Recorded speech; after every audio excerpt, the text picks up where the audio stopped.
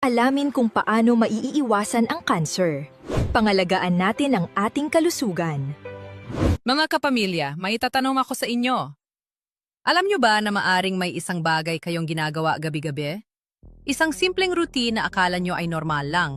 Pero ang totoo, ito pala ay tahimik na nagpapataas ng inyong risk para sa heart attack, cancer o stroke habang kayo ay mahimbing na natutulog. Nakakabahala, hindi ba? Lalo na kung ang akala natin ay sapat na ang pahinga para maprotektahan ang ating puso at utak. Pero huwag kayong mag-alala dahil mayroon din akong magandang balita. Paano kung sabihin ko sa inyo na mayroong isang napakasimpleng habit? Isang ugali na hindi nangangailangan ng mahal na gamot o mabigat na ehersisyo na kayang magpababa ng inyong cancer risk, magpalakas ng inyong immune system, at magpanatili ng inyong sigla kahit kayo ay lampas 50, 60, o 70 anyos na. Hindi ito hype o sabi-sabi lang. Ito ay suportado ng matitinding ebidensya mula sa National Institutes of Health at University of Oxford. Ang sikretong ito? Paggalaw. Ayon sa pananaliksik, ang simpleng paglalakad ng 7,000 hanggang 9,000 steps bawat araw ay kayang magpababa ng cancer risk ng hanggang 16% kumpara sa mga taong laging nakaupo o sedentary. Kahit light walking lang mga nay at tay, ay may malaking epekto na sa ating immunovigilance o ang kakayahan ng katawan na labanan ang mga abnormal na selula. Sabi nga ng American Cancer Society, ang ating pang-araw-araw na lifestyle choices ang ating pinakamalakas na armas laban sa sakit. Sa videong ito, hihimayin natin kung ano ang simpleng habit na ito na inirerekomenda ng mga oncologist at kung paano nyo ito masisimulan ngayon din, kahit ano pa ang inyong edad. Pag-uusapan natin kung bakit ito gumagana, kung paano ito gawin ng tama, at kung paano nito ibabalik ang inyong lakas, enerhiya, at sigla. Tandaan, ang pagtanda ng malusog ay hindi nakukuha sa swerte. Ito ay nakukuha sa tamang gabay at tamang desisyon araw-araw.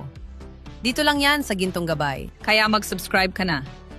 Dito sa Gintong Gabay, marami pa tayong mahahalagang bagay na pag-uusapan. Heto ang sasabihin ko sa inyo. Movement is medicine. Ang paggalaw ay gamot. Aminin natin mga kapamilya, pagtapak natin sa edad na 50, marami na tayong nararamdamang kakaiba sa ating katawan. Marahil ay napapansin ninyo na ang dati nating mabilis na pag-akyat sa hagdan, na yon ay may kasamang hingal o konting kirot sa tuhod. Madalas tayong makaramdam ng pagod, kahit wala naman tayong gaanong ginagawa. At tila ba mas madali na tayong kapitan ng sipon o ubo? Ito ang tinatawag nating natural aging process. Ngunit ang hindi alam ng marami, ang ating katawan ay parang isang makina na kapag hinayaan nating nakatambay lang sa garahe, mas madaling kalawangin at masisira. Sa puntong ito ng ating buhay, ang ating katawan ay nagiging mas sensitive o mas madaling maapektuhan ng ating mga desisyon sa araw-araw. Narito ang panganib. Ang sedentary lifestyle o ang ugali na palaging nakaupo o nakahiga ng matagal na oras. Kapag hindi tayo gumagalaw, bumabagal ang ating blood circulation. Isipin ninyo ang isang ilog na hindi dumadaloy. Unti-unti itong nagiging madumi at tinatambakan ng basura. Ganito rin ang nangyayari sa ating mga ugat. Tumataas ang inflammation o pamamaga sa loob ng katawan at bumababa ang ating natural na depensa laban sa mga sakit. Ito ang dahilan kung bakit binanggit ko kanina ang panganib habang kayo ay tulog. Kung ang buong araw nyo ay ginugugol lang sa pag-upo, lalong nagiging vulnerable ang inyong cardiovascular system. Ang kawalan ng paggalaw ay parang silent invitation para sa stroke at heart attack. Pero huwag kayong matatakot dahil narito ang upturn o ang magandang balita. Ang ating katawan kahit anong edad pa, ay may kakayahan mag-adjust basta't bibigyan natin ito ng tamang stimulus. At ang pinakamabisang stimulus na ito ay ang paggalaw. Kapag sinabi nating paggalawin ang iyong katawan araw-araw, hindi ito nangangahulugan na dapat kayong tumakbo ng marathon o magbuhat ng mabibigat na bakal. Ang paggalaw ay hindi kailangang maging mahirap para maging epektibo. Kahit ang simpleng light walking lang ay sapat na para maggising sa inyong immune system at mapabuti ang daloy ng inyong dugo. Tanong, ikaw ba ay mahilig sa galaw-galaw? I-type ang isa kung oo at dalawa kung mag-uumpisa na. Ang paggalaw ay gamot. Opo, mga nay at tay. Ito ang pinakamurang prescription na maibibigay ko sa inyo. Kaya naman sa susunod na bahagi, pag-uusapan natin ang matibay na ebidensya kung bakit ang paglalakad ay hindi lang pampalipas oras, kundi isang seryosong paraan para iwasan ang cancer. Manatiling nakikinig dahil ang impormasyong ito ay maaaring magpabago ng inyong buhay. Ano ba ang siyensya sa likod ng paglalakad? Marahil tinatanong ninyo, Doktora, paano naman makakatulong ang simpleng paglalakad sa pag-iwas sa malalang sakit tulad ng cancer? Napakagandang tanong niyan. Isipin ninyo, ang ating katawan ay may tinatawag na lymphatic system. Ito ang ating waste disposal unit na naglilinis ng toxins at nagdadala ng immune cells sa iba't ibang parte ng katawan. Ang kaibahan nito sa ating puso, ang lymphatic system ay walang sariling pump. Umaasa lang ito sa paggalaw ng ating mga muscles para dumaloy. Kaya kapag tayo ay naglalakad, parang binubuksan natin ang gripo para lumabas ang mga dumi at pumasok ang mga sundalo ng ating immune system. Ito ang nagpapataas ng ating immunovigilance, ang kakayahan ng katawan na makita at puksain ang mga abnormal cells bago pa sila maging ganap na cancer. Hindi lang ito opinyon ko, mga kapamilya. Ito ay pinatunayan ng malalaking pag-aaral. Ang National Institutes of Health, NIH, sa Amerika at ang University of Oxford ay nagsagawa ng pananaliksik kung saan libo-libong tao ang sinuri. Ang resulta? Napakalinaw.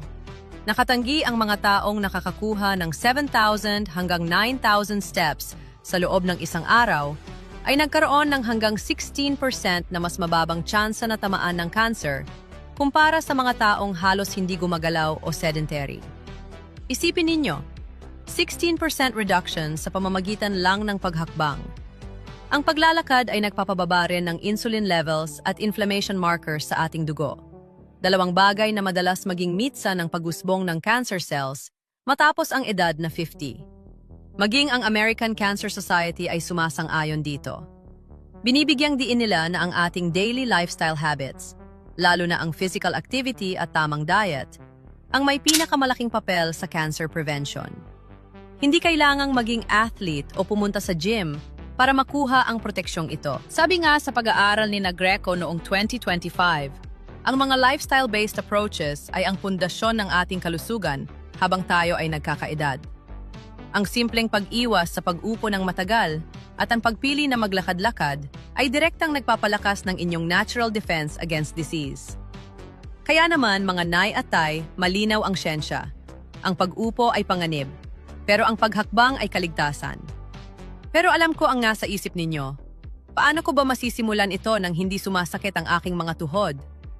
Huwag kayong aalis, dahil sa susunod na bahagi, ituturo ko sa inyo ang tamang paraan para gawing habit ang paglalakad ng ligtas at epektibo. Kaya naman, mga kapamilya, hindi na tayo magkapaligoy-ligoy pa. Alam na natin ang siyensya, kaya oras na para sa aksyon. Marami sa atin ang naghihintay ng tamang panahon para maging malusog, pero sa totoo lang, ang bawat segundong lumilipas na tayo ay nakaupo lang ay segundong ninanakaw sa ating kinabukasan. Kung ikaw ay higit sa 50 at gusto mong simulan ang simpleng habit na ito, huwag mong isiping kailangan mo ng mamahaling rubber shoes o malawak na park. Ang mahalaga ay ang desisyon mong tumayo sa upuan na yon din. Ang oncologist recommended habit na ito ay hindi isang mabigat na pasanin, kundi isang regalo para sa iyong sarili. Narito ang mga konkretong hakbang na maaari ninyong gawin sa loob mismo ng inyong bahay o barangay. Makinig kayong mabuti dahil ang mga susunod na tips ay idinisenyo para sa lakas at seguridad nating mga senior, para sigurado tayong upturn lang at walang hiccups ang ating pagbabago. Ang gabay ni Doc sa pagsisimula, practical implementation. Ang unang babala ko sa inyo, mga kapamilya, huwag nating biglain ang ating katawan. Matapos ang edad na 50, ang ating mga muscles at joints ay mas sensitive na sa biglaang pagbabago.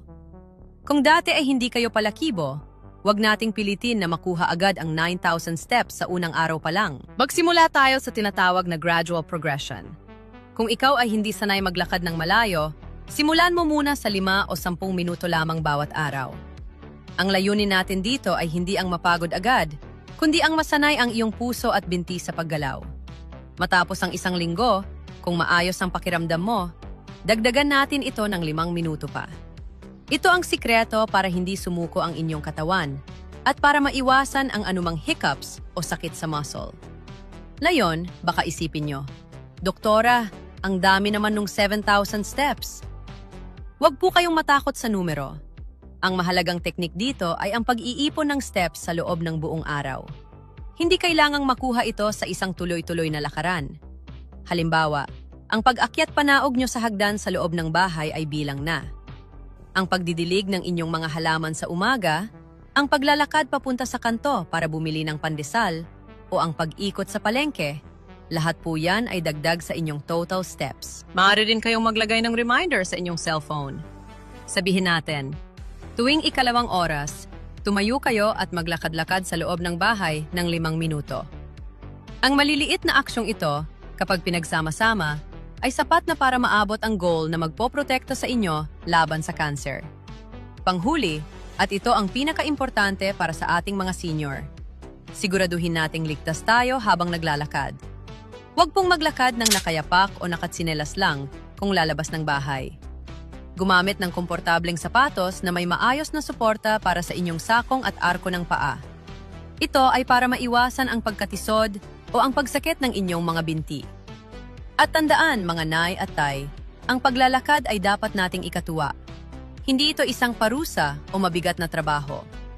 Gawin nyo itong pagkakataon para makalanghap ng sariwang hangin, makita ang mga kapitbahay, o makipagbonding sa inyong mga apo habang naglalakad.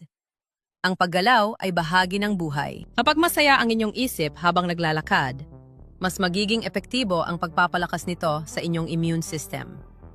Handa na ba kayong humakbang? Dahil sa susunod, tatalakayin natin ang isang mahalagang paksa, ang inyong mga kasukasuan. Bakit mahalaga ang kalusugan ng kasukasuan at lakas? Alam ko ang iniisip ng marami sa inyo, mga kapamilya. Doktora Reyna, gusto ko namang maglakad, pero ang sakit na ng aking mga tuhod at balakang. Normal lang po na matakot na baka lalong lumala ang kirot kapag tayo ay gumalaw. Ngunit narito ang isang mahalagang katotohanan. Madalas, ang kakulangan ng paggalaw ang siyang nagpapahina sa mga muscles na pumoprotekta sa ating mga joints. Kapag hindi tayo gumagalaw, ang ating mga kasukasuan ay nagiging stiff o naninigas. Ang inflammation o pamamaga ay lalong nagtatagal sa ating katawan. Ang paggalaw, sa tamang paraan, ay nagsisilbing langis para sa ating mga joints upang mabawasan ang friction at sakit sa katagalan. Kung talagang mahirap ang paglalakad ng malayo sa semento, huwag po kayong susuko. Mayroon tayong tinatawag na low-impact movements. Halimbawa, maaari kayong mag-ehersisyo habang nakaupo, tulad ng pag-unat-unat ng binti o seating leg raises. Ito ay nagpapalakas pa rin ng inyong muscle strength at circulation, nang hindi binibigla ang inyong mga tuhod. Kung may access naman kayo sa swimming pool, ang paglalakad sa tubig ay napakaganda dahil tinatanggal ng tubig ang bigat sa inyong mga joints habang binibigyan kayo ng sapat na resistance para lumakas. Ang mahalaga ay hindi tayo nananatiling sedentary o nakapwesto lang sa isang lugar sa buong maghapon. Tandaan nyo, mga nay at tay, ang layunin natin ay longevity o ang mahabang buhay na may kalidad. Matapos ang edad na 50, 60 o 70, ang ating katawan ay nangangailangan ng sapat na muscle strength upang suportahan ang ating cardiovascular health at immune system. Ang paggalaw ay hindi lang pampalakas ng binti. Ito ay pampalakas ng inyong natural defense against disease. Kapag pinalakas ninyo ang inyong mga kalamnan sa pamamagitan ng kahit simpleng paglalakad o low-impact exercises, tinutulungan ninyo ang inyong puso na mag-pump ng dugo ng mas maayos. Ito ang sikreto para manatiling strong at vibrant kahit nagkakaedad. Ngunit syempre, bilang inyong kapamilya doktor, palagi kong ipapaalala. Kumonsulta sa inyong sariling doktor bago magsimula ng bagong routine, lalo na kung kayo ay may maintenance o specific na medical condition. Sila ang makakapagbigay sa inyo ng personalized na gabay para masiguro nating ligtas ang bawat hakbang ninyo. Handa na ba kayo para sa ating huling mahalagang paalala? Ang kalusugan ay isang mahabang paglalakbay. Narito ang hamon at pangako ni Doc. Mga kapamilya, bago tayo magtapos, nais kong iwanan sa inyo ang kaisipang ito. Ang healthy aging o ang malusog na pagtanda ay hindi nakukuha sa swerte lang. Hindi ito lottery na ilan lang ang mananalo. Ito ay bunga ng ating mga daily choices o ng mga desisyong ginagawa natin sa bawat pagsikat ng araw. Ang simpleng habit ng paggalaw ng katawan araw-araw ay hindi lang isang gawain. Ito ay isang pag-aaruga sa iyong sarili. Pinabubuti nito ang iyong circulation, binabawasan ang inflammation, pinapalakas ang iyong immune system, at nililinang ang likas na depensa ng iyong katawan laban sa mga malalang sakit tulad ng cancer. Alam kong matapos ang edad na 50, marami na tayong pag-aalinlangan. Maaring pakiramdam nyo ay huli na ang lahat, pero ang katotohanan ay mas sensitibo na ang inyong katawan sa bawat mabuting desisyon na gagawin nyo ngayon. At yon ang pinakamagandang balita. Dahil ang maliliit na pagbabago ay nakakalika ng napakalaking resulta. Huwag nating hintayin ang bukas. Ang paglalakad nyo mamaya sa inyong sala o sa labas ng inyong pintuan ay ang unang hakbang tungo sa mas mahabang buhay kasama ang inyong mga mahal sa buhay. Kaya mga nay at tay, simulan na nating pagalawin ang ating katawan. Araw-araw, simulan natin na yon din. Tandaan nyo palagi, ang inyong kalusugan ay ginto at ang gabay na ito ay para sa inyong masayang kinabukasan. Maraming salamat sa inyong pagtitiwala. Ingat po kayo mga kapamilya.